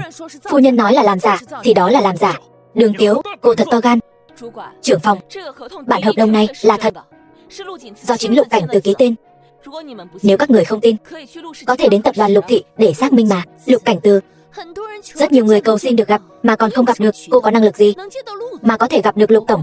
Tôi không chỉ có thể tiếp xúc với anh ấy, mà anh ấy còn ngày nào cũng cầu xin tôi hẹn hò với anh ấy. Tôi, đương nhiên tôi có năng lực của riêng mình. Trưởng phòng Vương, theo tôi thấy, tài liệu này chắc chắn là giả, không thể xác minh. Chưa nói đến việc Lục Thị có phản hồi hay không. Một khi phản hồi, chúng ta đã làm giả, thật mất mặt. Nếu trong ngành biết Phong Diệu chúng ta có một thực tập sinh làm giả hợp đồng thì thật mất mặt biết bao. Nghiêm trọng hơn, tập đoàn Lục Thị còn sẽ truy cứu trách nhiệm của chúng ta nữa. Trưởng phòng Vương, loại người nói dối thành tính này lại còn cố ý làm giả hợp đồng, chúng ta nên báo cảnh sát bắt cô ta lại. Nếu lỡ xảy ra chuyện gì, đừng đổ lỗi lên đầu chúng ta. Lâm Đường Đường, cô thật sự nghĩ rằng mọi người tôn xưng cô một tiếng phu nhân tổng tài, cô liền thật sự có thể nắm giữ quyền sinh sát của tất cả mọi người sao? Hỗn xược, đã đến lúc nào rồi còn dám nói năng lung tung? Cô thật sự không biết tính nghiêm trọng của vấn đề sao? Đi. Anh làm gì vậy? Làm gì vậy? Loại người nói dối thành tính như cô suýt chút nữa gây tổn thất cho công ty. Tôi nên báo cảnh sát bắt cô. Xin hỏi cô Đường có ở đây không? Ngài là ai? Tôi là người của tập đoàn Lục Thị, giám đốc bộ phận dự án Vương Diệu, đến tìm Đường Tiếu. Cô Đường. Giám đốc Vương, ngài đến thật đúng lúc. Tôi đang định đưa người làm giả hợp đồng này lên đồn đây. Làm giả hợp đồng? Giám đốc Vương, chính là thực tập sinh này đã làm giả hợp đồng với Lục Thị của các ngài, không liên quan gì đến bộ phận chúng tôi đâu. Các ngài muốn truy cứu trách nhiệm thì truy cứu cô ta đi. Đúng vậy. Các vị có lẽ đã hiểu lầm rồi. Lần này tôi đến là để tìm cô Đường thảo luận phương án kế hoạch công việc tiếp theo của Lục Thị. Phương án thiết kế của tập đoàn Lục Thị thật sự đã đàm phán thành công rồi sao? Thấy chưa, tôi đã nói rồi, hợp đồng này chính là thật. Cô đợi một chút. Giám đốc Vương, xin ngài xem qua bản hợp đồng này, có phải thật là hợp đồng của tập đoàn Lục Thị các ngài không? Lục Tổng đích thân ký tên lên đó. Lời này của anh là đang nghi ngờ Lục Tổng sao? Không, chỉ là cô ấy chỉ là một thực tập sinh. Lục Tổng này dựa vào đâu mà ký hợp đồng với cô ấy? Cụ thể chuyện này tôi cũng không rõ lắm. Nghe nói là có liên quan đến phu nhân tổng tài của quý công ty. Hóa ra là mượn quan hệ của tôi. Ra là vậy. Nếu không, làm sao có năng lực để ký hợp đồng với tập đoàn Lục Thị chứ? Đồ nhà quê, cô nên cảm ơn phu nhân thật nhiều. Phu nhân, Vương tổng, ngài không biết rồi. Vị tiểu thư Lâm Đường Đường đây chính là phu nhân của tổng giám đốc chúng ta. Lục tổng đây nhất định là nể mặt cô ấy mới ký hợp đồng với chúng ta. Dự án này là do tôi vất vả thiết kế phương án mới ký được hợp đồng. Sao công lao lại thành của cô ấy rồi? Cô cút sang một bên đi. Chuyện này đâu có phần của cô. Nếu không có phu nhân, với cái phương án tồi tệ của cô, làm sao có thể ký hợp đồng với tập đoàn Lục Thị chứ? Con người ấy phải nhìn rõ vị trí của mình. Không phải công lao của mình thì đừng có tranh giành. Sao cô lại vô liêm sỉ thế hả? Loại lời này mà cô cũng nói ra được sao? Chẳng lẽ trước mắt chính là phu nhân của Lục tổng? Mình phải giữ mối quan hệ tốt mới được. Cô Đường, sao cô lại nói chuyện với phu nhân như vậy? Mặc dù nói phương án này là của cô, nhưng việc ký hợp đồng là nhờ nể mặt phu nhân mới ký được. Cho nên công lao này là của phu nhân. Đường Tiếu, cô nghe rõ chưa? Vương tổng, anh cũng là một quản lý cấp trung của tập đoàn Lục Thị. Sao anh có thể đối xử với một kẻ giả mạo như vậy chứ? Kẻ giả mạo gì? Mở to mắt của cô ra mà nhìn cho rõ. Vị này chính là phu nhân của Lục tổng. Thật 100%, không giả chút nào. Cô ấy, Lục tổng, phu nhân Lục, phu nhân của Lục tổng. Vương tổng, đây là phu nhân của Lục Cảnh Từ. Ngoài anh ấy ra, ai còn có thể được gọi là tổng tài ở tập đoàn Lục Thị chứ? Phải không, phu nhân? Sao lại biến thành phu nhân của Lục tổng nữa rồi? Bây giờ mà phủ nhận thì tôi sẽ hoàn toàn không xuống đài được. Đúng vậy, tôi chính là phu nhân Lục. Cô bây giờ nói dối mà không vấp váp, không đỏ mặt sao? Cút sang một bên đi, ở đây đâu có phần cô nói chuyện. Đường Đường, hóa ra cô chính là phu nhân của Lục tổng. Cô giấu chúng tôi kỹ quá. Ban đầu tôi còn muốn giữ kín, nhưng không ngờ luôn có người gây sự. Thôi bỏ đi, không thèm để ý đến loại người đáng ghét này nữa. Vương tổng, phu nhân, vì hợp đồng này là nhờ nể mặt tôi mới ký được. Vậy thì tôi có thể chỉ định người phụ trách dự án này không? Cô muốn chỉ định ai cũng được. Vậy thì để tôi làm người phụ trách dự án này. Lâm Đường Đường, bản nháp thiết kế của tôi cô có hiểu không? Cho dù cô muốn tiếp quản, cô cũng phải có năng lực đó chứ. Năng lực của phu nhân cũng là thứ cô có thể nghi ngờ sao? Nếu đã như vậy, chúng ta hãy chờ xem. Cô không phải rất hứng thú với dự án của tập đoàn Lục Thị sao? Cơ hội của cô đến rồi. Dự án này giao cho cô làm. Chuyện gì thế này? Vẫn chưa đến mùa hè mà sao lại có nhiều côn trùng vo ve thế này? Đường Tiếu, phu nhân tổng tài đến rồi. Xin lỗi nhé, không nhìn thấy cô. Mũi nhiều quá, cứ tưởng là tiếng côn trùng kêu. Kế hoạch dự án của tập đoàn Lục Thị, cô hãy suy nghĩ kỹ đi. Hơi khát nước, người đang khát nước thì tai sẽ hơi lãng đi. Phu nhân vừa nói gì?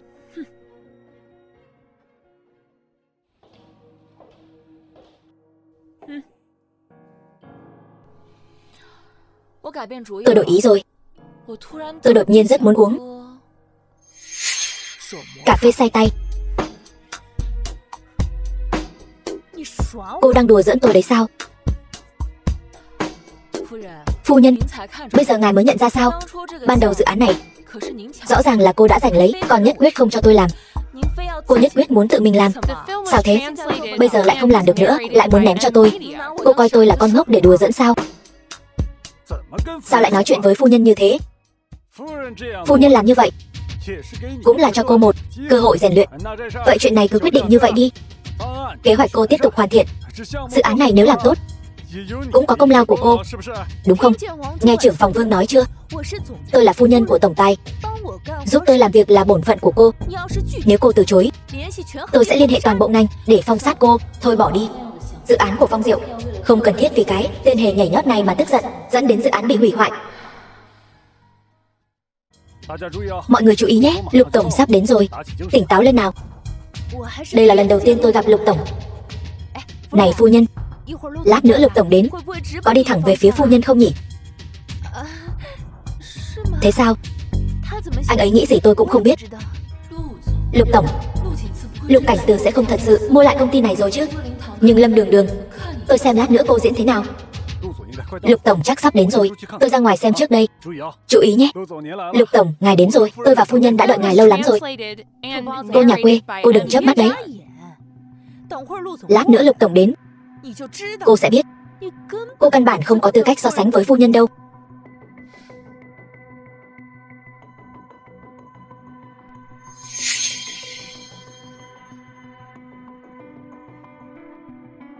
Lục Cảnh Từ, sao anh lại ở đây? Tên húy của Lục tổng cũng là thứ cô có thể tùy tiện gọi sao? Tôi lần đầu tiên nhìn thấy Lục tổng bằng xương bằng thịt, hơi ngạc nhiên. Lục Cảnh Từ khốn kiếp, đúng là âm hồn bất tán mà. Thế mà lại lén lút mua lại Phong Diệu. Mời mọi người ngồi.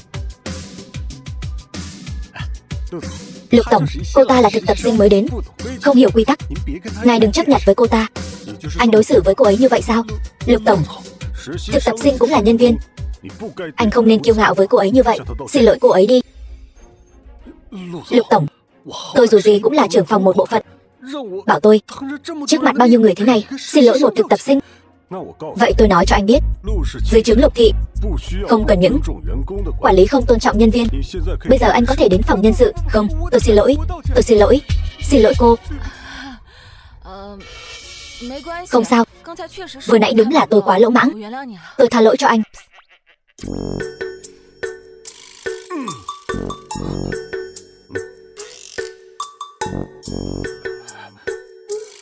Lục tổng, có vài người thật thích thể hiện.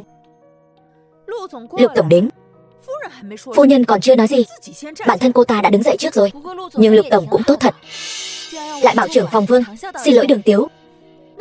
Đó là vì Lục tổng không chấp nhặt với hạng người thấp kém. Này phu nhân vừa nãy có thấy cái dáng vẻ lẳng lơ của cô ta không? Cô ta rõ ràng là đang quyến rũ Lục tổng mà. Đường Tiếu, đàn ông của tôi, cô đừng hòng nghĩ đến. Cô chắc chắn Lục tổng là đàn ông của cô sao? Vậy tại sao vừa nãy khi Lục tổng bước vào, ngay cả nhìn cô một cái cũng không nhìn vậy? Cãi nhau cái gì mà cãi nhau? Lục tổng bảo cô đến văn phòng một chuyến. Đường Tiếu, cô nghe thấy chưa? Giữa tôi và Lục tổng là vợ chồng, có vài lời cần đóng cửa nói chuyện riêng. Không phải cô. Lục tổng bảo Đường Tiếu qua. Lâm Đường Đường, Lục tổng này có vẻ không thân với cô lắm nhỉ? Cô xem cô kìa, Lục tổng có biết cô lỗ mãng thế này không? Tôi không chấp nhận với cô. Vậy tôi đi gặp Lục tổng đây. Tạm biệt.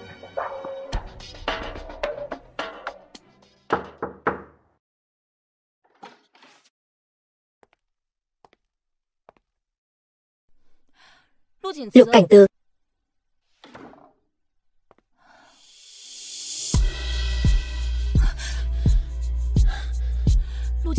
Lục Cảnh Từ, anh làm gì vậy? Một ngày không gặp, nhớ em quá. Chuyện gì vậy?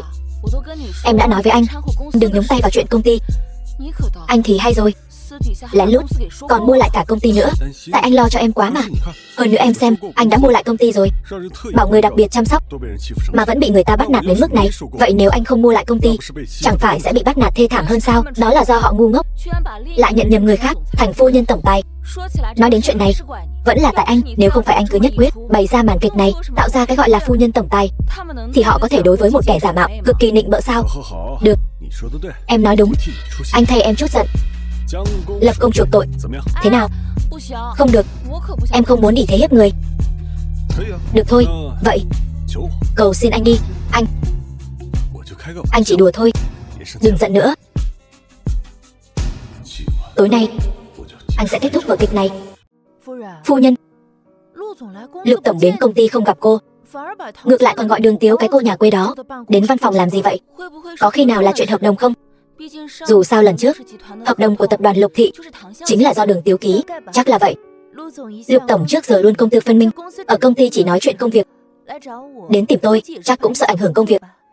Công tư phân minh, không chấp nhận đúng sai của nhân viên, thì ra Lục tổng là người như vậy. Phu nhân, cô gả cho Lục Tổng chắc chắn rất hạnh phúc nhỉ? Đương nhiên, niềm hạnh phúc khi gả cho Lục Tổng là điều các cô không thể tưởng tượng được.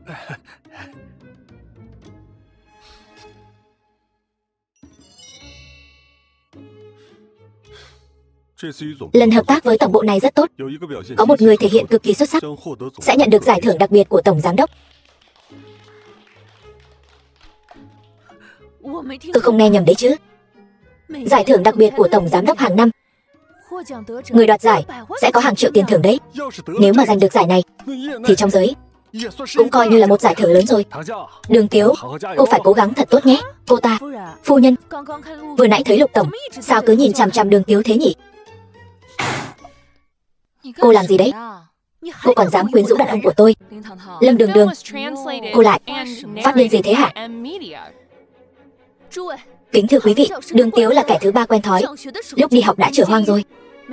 Không ngờ bây giờ vẫn còn đến quyến rũ đàn ông của tôi. Hèn gì Lục Tổng thị sát lại biểu hiện nhiệt tình như thế. Hóa ra là muốn quyến rũ Lục Tổng. Trong chuyện này có khi nào có hiểu lầm gì không nhỉ? Hiểu lầm gì chứ? Đường Tiếu cái con tiện nhân này chính là biết mình là kẻ thứ ba, cứ nhìn chằm chằm Cảnh Từ mà liếc mắt đưa tình. Tôi nhìn rõ một một. Tôi nhìn Lục Cảnh Từ mà liếc mắt đưa tình. Đùa gì thế không biết? Rõ ràng là Lục Cảnh Từ đối với tôi liếc mắt đưa tình. Mọi người nghe thấy chưa? Nói gì mà Cảnh Từ liếc mắt đưa tình với cô ta? Thật là vô liêm sỉ. Đồ nhà quê, cô đúng là đủ vô liêm sỉ rồi đấy. Lâm Đường Đường, cô không phải là tự diễn lâu quá rồi, đến mức tin là thật rồi đấy chứ? Cô có ý gì hả? Tôi chính là phu nhân Lục Tổng. Cô nói đúng. Tất cả những gì cô nói đều đúng. Trước đây tôi chỉ cảm thấy cô đáng thương lại đáng cười. Bây giờ tôi thấy cô, tất cả là do tự mình chuốc lấy. Cô tuyệt đối đừng hối hận đấy. Hối hận? Tiện nhân. Người nên hối hận là cô mới đúng. Mọi người đang bàn tán gì thế? Giám đốc Vương, ngài đến rồi. Dự án lần này của tổng bộ vô cùng thành công. Khoảng thời gian này mọi người đã vất vả rồi. Nào, tự thưởng cho mình một tràng pháo tay đi. Công lao lớn như vậy tập đoàn sẽ không quên. Lục Tổng của chúng ta càng sẽ không quên. Tôi vừa nhận được thông báo từ Lục Tổng, tối nay sẽ luận công ban thưởng. Người có công lao lớn nhất ấy sẽ nhận được giải thưởng đặc biệt của Tổng Giám đốc. Người đó chính là phu nhân Lâm.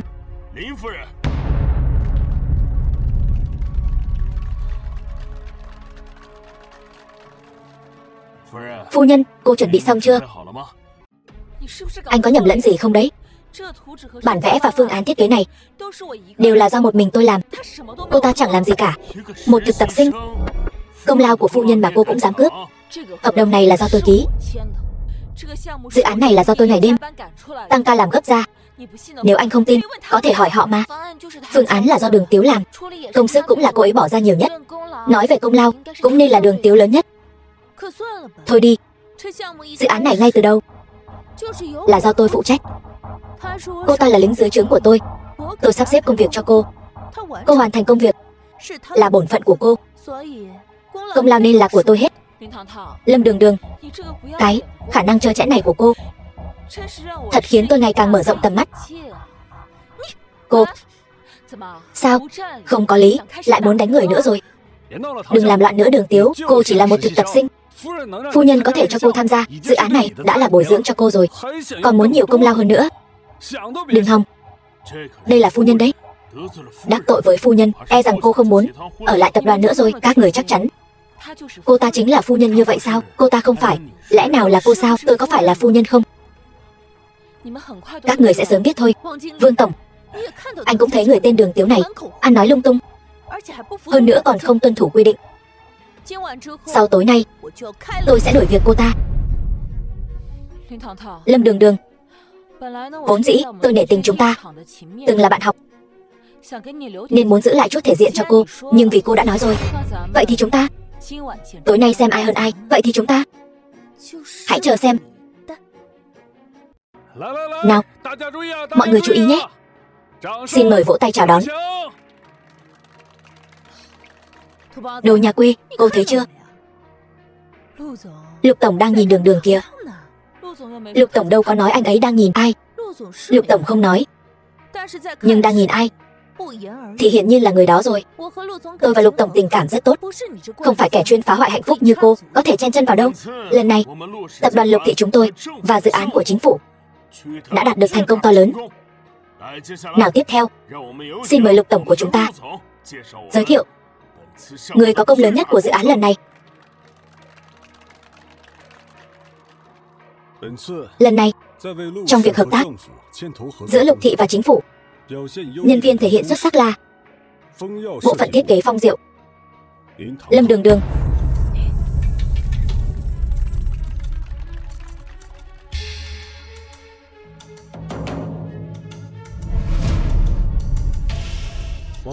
Giám đốc Vương, anh chắc chắn rằng trong công việc, người phát huy năng lực lớn nhất là nhân viên tên Lâm Đường Đường này sao? Sao tôi nghe nói là một nhân viên tên Đường Tiếu đã làm phương án này mà. Không thể nào. Dự án lần này tôi luôn theo sát.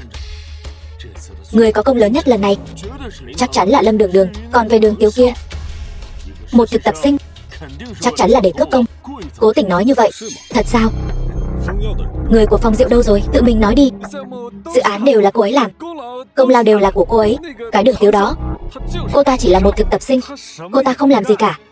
Là như thế. Nói dối. Tôi ngày đêm nhìn Đường Tiếu làm phương án, công lao khi nào lại là của Lâm Đường Đường rồi. Lục Tổng, chúng tôi không nói dối. Dự án này quả thực đều là công lao của phu nhân. Câu này không nói sai, là phu nhân của tôi. Đúng vậy, phu nhân. Mời qua đây. Đi đi. Đi đi, mau đi đi.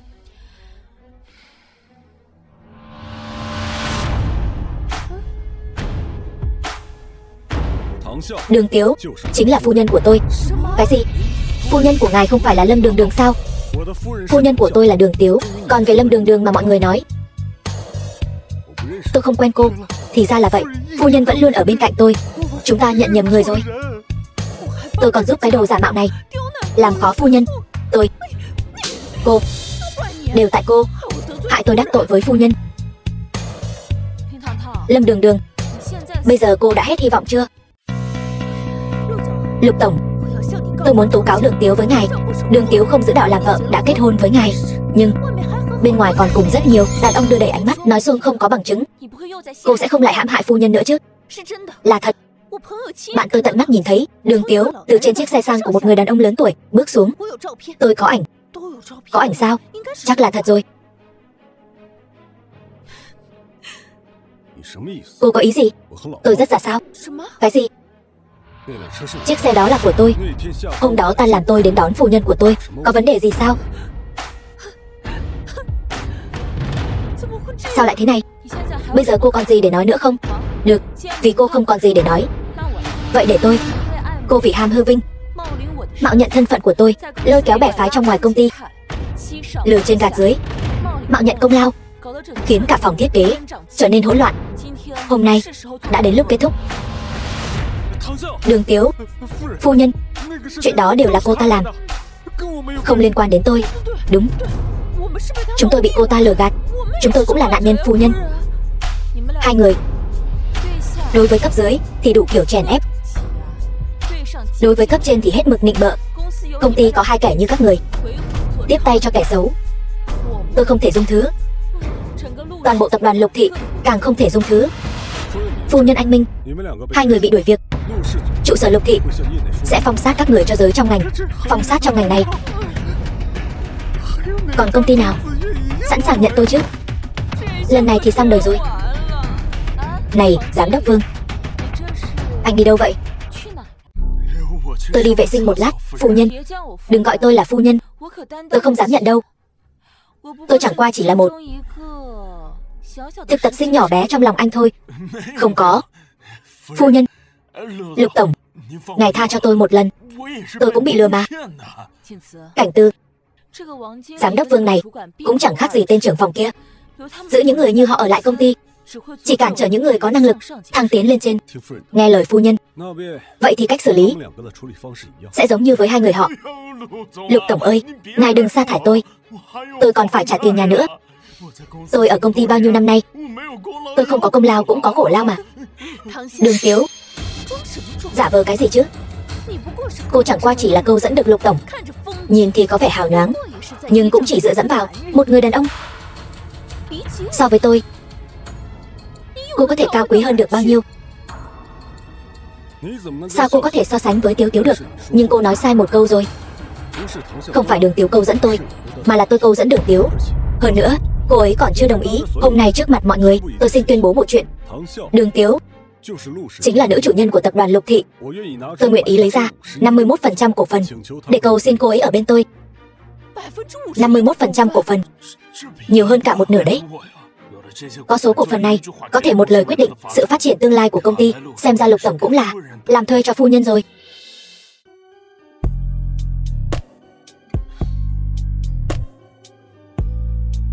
Đường Tiếu, em có đồng ý gả cho anh không?